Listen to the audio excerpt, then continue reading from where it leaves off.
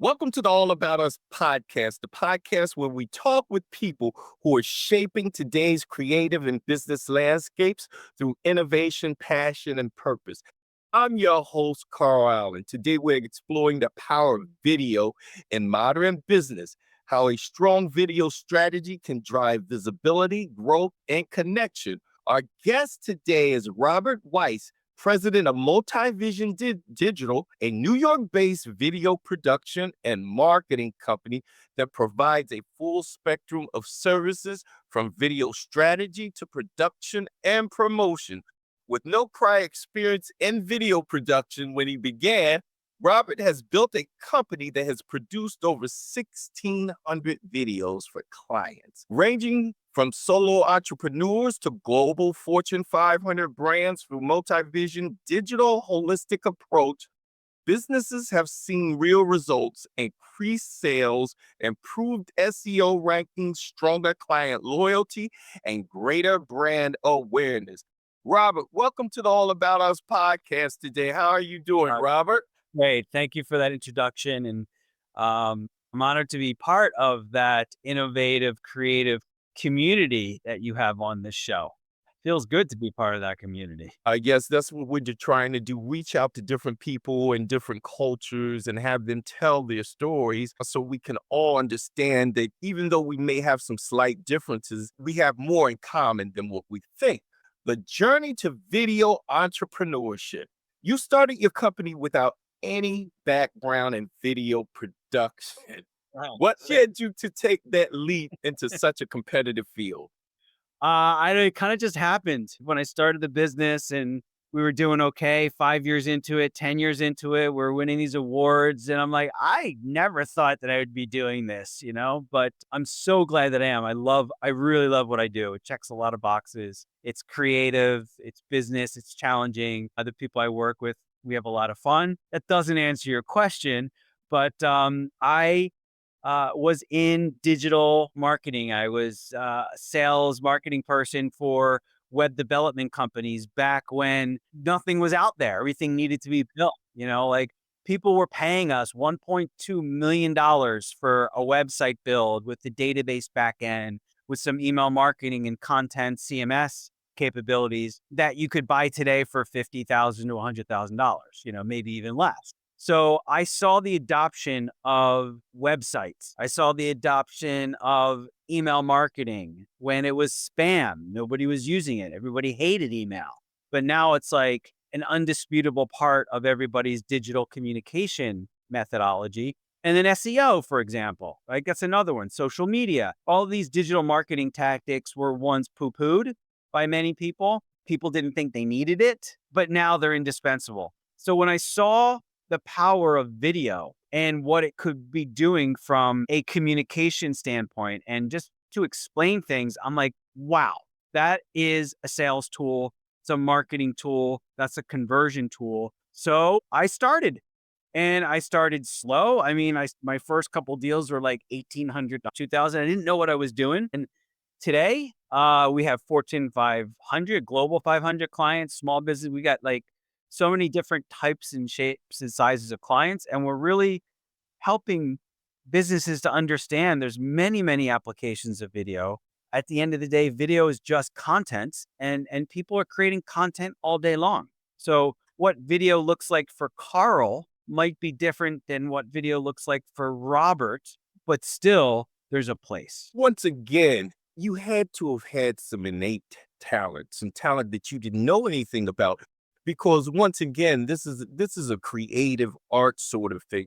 And a lot of people think that, all this is based upon equipment. I've seen people with the best equipment in the world who turn out garbage. So now my question for you is going to be, can you remember what your first video setup was composed of? Yes, I do. I do. I do.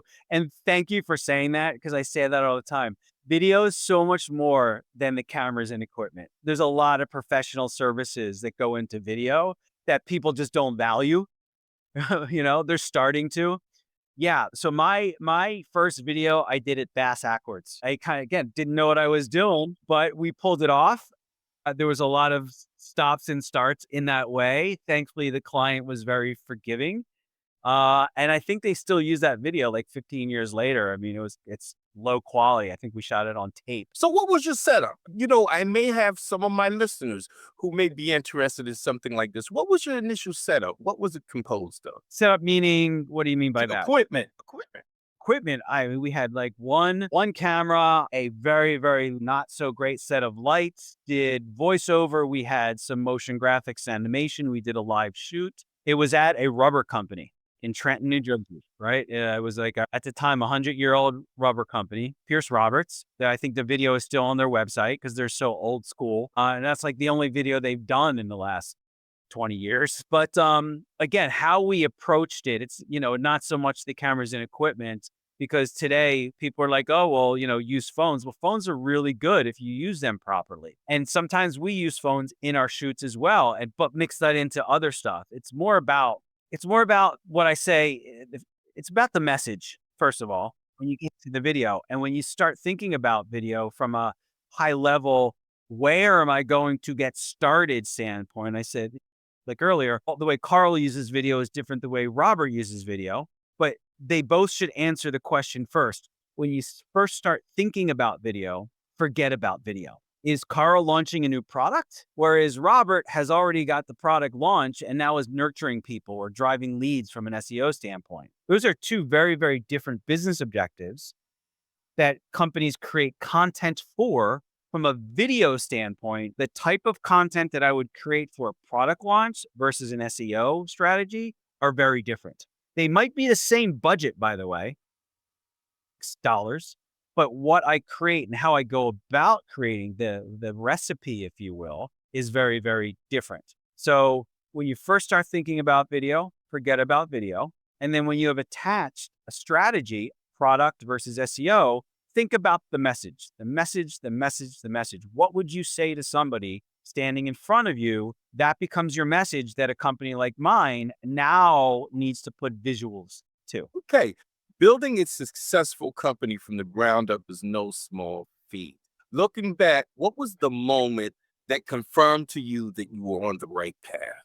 I thought, from maybe this is my arrogance or my stubbornness, but I always thought I was on the right path, even in the challenging years. As an entrepreneur, you go up, you go down, you go sideways, back and forth, backwards even. But I always knew that video is going to be adopted. Again, because of my background, I saw websites, email marketing, social SEO once where you needed to convince people that they were important. You don't need to convince people about those things anymore. Your company's approach connects three core elements: video strategy, video production, and video marketing. Let's start with the strategy. What is the strategy? Excuse me, what is strategy and how is it the most important aspect to your approach Mhm. in video production? Well, we alluded to that a little bit earlier, but that's where you forget about video. Have you just spent all your money creating a new product and you're going to go launch that and you're going to create a web page and brochures? You should have video to complement all of those things. Why? Because people are going to watch video first and get a lot more out of watching that video versus reading. SEO, if that is your strategy, you need to create not one video, because one blog post will never rank on SEO or not help you rank your site. You need multiple videos or multiple blogs. So therefore, with SEO, you need multiple videos. So that's where the strategy component comes in. Okay, once strategy is in place, production comes next. What are some of the biggest misconceptions business owners have about video production? Do we have another podcast to talk about that? Wow, man, there's so many. Let's start with one video is all I need. I have a video and then I'm done. Quality. I always suggest that my clients do their own video, but they should lead with, especially if they're professionals, lead with the professional content first, get that out there, and then you can do your own not so perfect video, which is fine. Everybody thinks shorter is better. Not the case. If it's relevant and has context to the viewer, they will watch a 5-minute video, even on LinkedIn. Those are a few things. Oh, and I'll say one more: not having a plan to do something with that MOV file once it's done. Social media is not the answer up there. And finally, you have your video marketing. Many people assume the video itself is the end product, but in your work, it's really just the beginning, isn't it? Yeah, that's a great question. I love the way you framed it, which that last comment that I had about the misconceptions was a really nice segue, I guess. Because once you have that MOV file, and PS, you don't start thinking about this after you have your MOV file. You start thinking about this before anybody starts to shoot video or create video because you need the right deliverables for the distribution and the marketing. A product launch, for example, it's typically a sales video that you use through the sales team or your distribution team. However, you might also want to create a video to advertise that product, which is a different video that might be on LinkedIn or Facebook or Google or wherever. Okay. You can do those things at one time, but they have two very, very distinct use cases. So, therefore, going into the production, you need to plan for that, not wait until you're done and be like, oh, well, why don't we just carve this out of that and it'll work. We are too segmented in today's digital footprints to have that work successfully. So that's the like once you have that .mov file or .mov files, we have something called a video first marketing strategy, which is just that. You start with the video first and then derive all the other pieces of content that you need to put into the different distribution channels that you have from a digital standpoint. You've produced more than 1,600 videos for your clients across nearly every industry. From your experience, what business objectives can video most effectively achieve? Again, I could probably have another podcast for that answer because it's really everyone, right?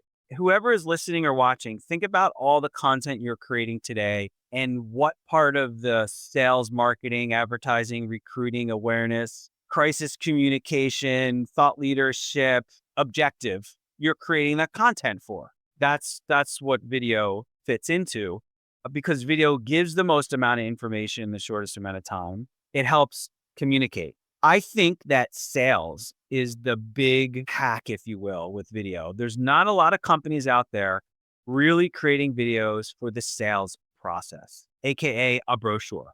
They're creating video for their corporate overview, for their marketing, for social, but not necessarily for the sales process. And when you can unpack that sales process of, let me explain something to you that you don't know. Let me explain this cup to you. And then when Carl understands this cup, Carl's going to have a question. Oh, how much liquid does the cup hold? Does it break easily? And 100 other questions. When you can unpack that and create videos that align to the sales process, that's when you develop more qualified leads and you move prospects through the funnel more productively than without video. Can you share an example or a story of how a client used a video to significantly increase their visibilities or sales? Okay, well, those are two different things. Okay, increasing visibility. I would have a different set of videos and utilize those videos differently than increasing sales. Okay, well, give me an example of And I have one both. client for each. I have both. Something historically that you've already done. So I will tell you guys a story about a law firm that created 3 videos targeted on LinkedIn to a certain specific ICP. And this debunks shorter is always better because the videos that were on LinkedIn were 11 minutes, 17 minutes, and 12 minutes long. Okay. Over 3 weeks, these 3 videos, which they paid to put in front of people's faces. Okay. And the people that they targeted were like CIOs, directors of IT, stuff like that. They weren't like you and I. So the relevancy of this message to that audience was extremely high, and the context, because it was some JSON hack, was very high as well. 2,500 hours of watch time that their partners had in front of people in 3 weeks. Significant. How could you pay for 2,500 hours of watch time? That would be a lot. The other, and that's awareness. That's visibility. The second is sales process. We created, I think it was 5 videos for a B2B industrial company of this technology that they used air to break apart particles to make these particles super, super, super fine to then go put like into drugs and makeup, stuff like that. These 5 videos were used in the sales process to generate leads from SEO, lunch and learns, and in presentations. And they've been using these videos for about 7 years now, almost every week. And it's the salesperson, instead of them talking, what they do is they click a video of their technical team explaining things. So they have their technical team now explaining things to their prospects. And PS, nobody interrupts a video. Whereas before, he would get interrupted all the time because he was going through a PowerPoint. It was unstructured, but now every single time the points are hit, every single time in a short, concise way that buyers appreciate. Okay. Video as a tool for connection and trust. One of the things that stands out about your philosophy is how you view video as a tool for building trust. What makes video such a powerful medium for human connection? Because it's humans giving the message, when you see somebody 2 or 3 times, like I'm wearing a sweater today. Actually, my hair is pretty nice. I shaved yesterday. If somebody finds me and wants to go to Multivision Digital and watch other videos of me, my hair might be longer or shorter. I might have a beard. I might be wearing a suit or a t-shirt, but they're getting the information from me and they're getting to know me. And sales is all about building the know, like, and trust factor. I get a lot, well, I don't like being in front of the camera. My answer is get over it. We're in front of the camera all the time, in front of people, in front of prospects. People are not buying you because you're bald, short, long hair, short hair, fat, skinny, athletic. They're buying you for what you know and the solutions that you bring to them. And that's what video does really, really well, in addition to showcasing who you are. Video doesn't lie. Once it might, but over 2 or 3 or 4 videos of watching somebody, you'll get to know them and say, you know what? I like them. Well, the tone is based upon the brand and the company. So manufacturing will typically use a kind of like rocking blues music, whereas a financial services company, it's a lot more toner, softer. So music plays a big role in how we execute that. And then the other part is the messaging that you asked about. And the messaging is really based upon what you might say to somebody standing in front of you, or that's in a brochure already, or that you have given before in a PowerPoint. That is the message. The message is there. My job is to make sure that somebody can say that message in front of the camera and be credible. Video in the digital landscape. The online environment changes constantly. Algorithms, attention spans, social platforms. How can businesses stay relevant in such a fast-moving digital space? I think the answer to that question spans well above and beyond video. That starts with the strategy, and we talk a lot about algorithms. That is social. That is SEO. That is LLMs now. Video's content, right? So how do you respond to those things? Creating content that can rank you on Google, that answers common questions that LLMs can then read and then put you in LLMs, right? That ranks high in social, so you get more awareness. Video is just content. I think that's the answer to that specific question. But again, video should be a part of all of those tactics. And as I said before, the one thing that I think a lot of companies are not focusing on, because they are focused on everything you said, is the sales process. And I think they'll get more bang for their buck out of creating video content that aligns with what buyers want in the sales process than social media, unless they're spending a lot of money on social media and they got a huge following. Right? Then they'll get a lot. Then they'll get a lot of bang for their buck out of that. But the sales process is really where they'll drive and move the needle and see that content really be effective. From your perspective, what trends or technologies in video marketing are worth watching over the next few years? Well, obviously AI is changing everything, so of course I am not concerned about AI because it's not going to take away what I personally do. We use AI. There will be companies that will use us, that will also do AI videos, combination thereof. Again, we have used AI. We use AI a lot in post-production, not necessarily in the video creation, although we have videos where we have integrated content that is AI into the overall video because we're planning for that, right? But I think the strategy part is what is really changing. If I think about my clients from the beginning till now, and especially over the last year and a half, 2 years, it's the thoughtful nature and the strategy of understanding that, wow, I've got, 5 videos. I need 50 over the next couple years. And I need video not just for my corporate overview video, but I need video for this landing page or SEO or explainer this, explainer that, sales support this, recruiting, DE&I. There's so many different areas, companies in the manufacturing space that sustainability is important to them because their customers care about sustainability. They need to check that box. So they have a whole page or pages on their website that are sustainability. Well, now we have video for sustainability. So there's so many different areas. So the strategy and the thought process that goes into being deliberate, planning all of that, and then leveraging that, marketing that in their digital footprint, I think that is changing rather than just, oh, we created a video, we're done. Okay, let's do a quick fire round here. I'm going to ask a few questions and just say the first thing that comes to your mind. The most underrated use of video in business today. Sales. Your favorite type of video project to produce. My favorite time. That's hard. I like manufacturing, but I mean, my crew and I, we have fun at law firms and nonprofits. Like we just like to shoot video and go out and have fun. Okay.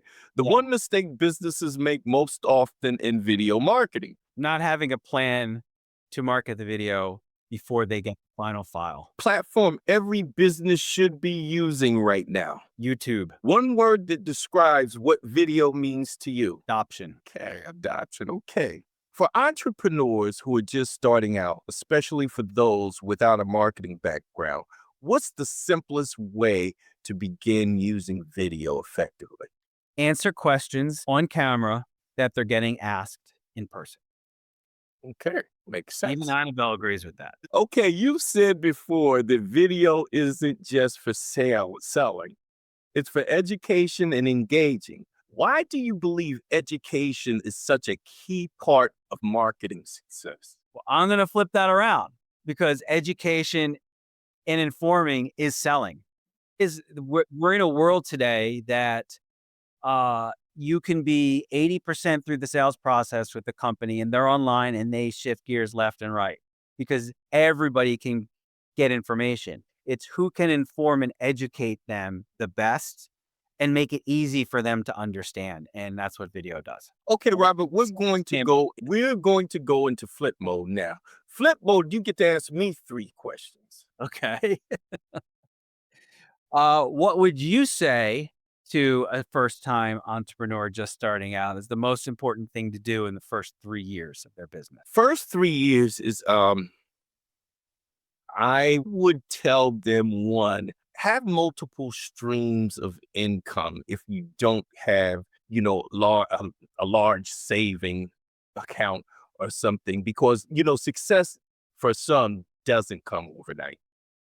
Mhm. Number 2, be flexible, be flexible. And the reason why I say that is early on, you can make some mistakes, but if you realize you're making a mistake quickly and you shift and you pivot, you can avoid having some very, very dire consequences. Learn and understand that you've made a mistake and make adjustments quickly. And the third thing is don't give in to depression or being disillusioned. I think to me, those would be the 3 big things I think I would point out to someone who's being an entrepreneur. Okay.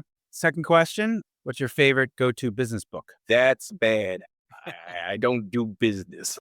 So unfortunately, that's a big, big gap in my repertoire. So Okay. All right.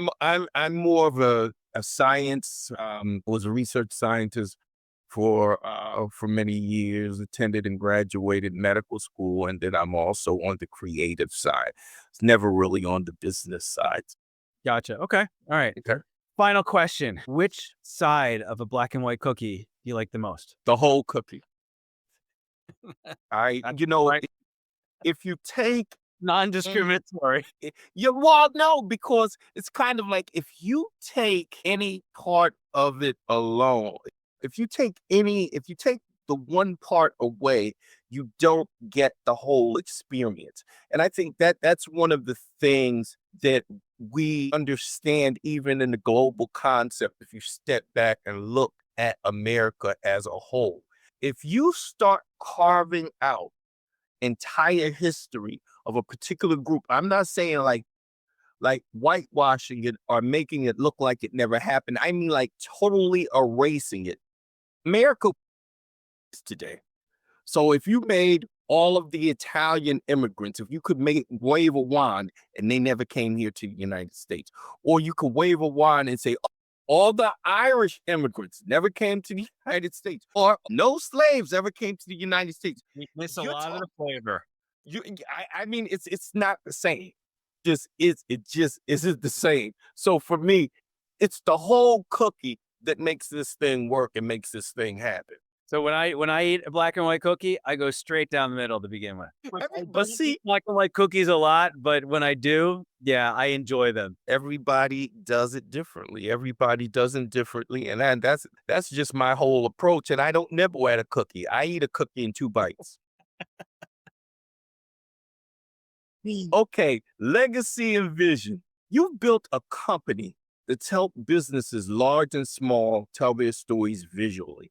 When you think about your legacy, what impact do you hope Multivision Digital leaves on the industry? I hope being a thought leader, we have videos out there that are 15 years old, 14 years old that talk about some of the same things we're talking about today. And one of the things that we do is not just create content, produce content, but helping people to understand the applications of video, understand that they need a strategy so they can plan for it. I mean, I would obviously from a business standpoint, do a project, but and many times it starts with that a relationship with a project, but my end goal is to not have that be your last project with us because of the ongoing flow of content creation and new innovations coming out, the need to explain, the need to generate leads constantly. And again, how does video plug into all of that?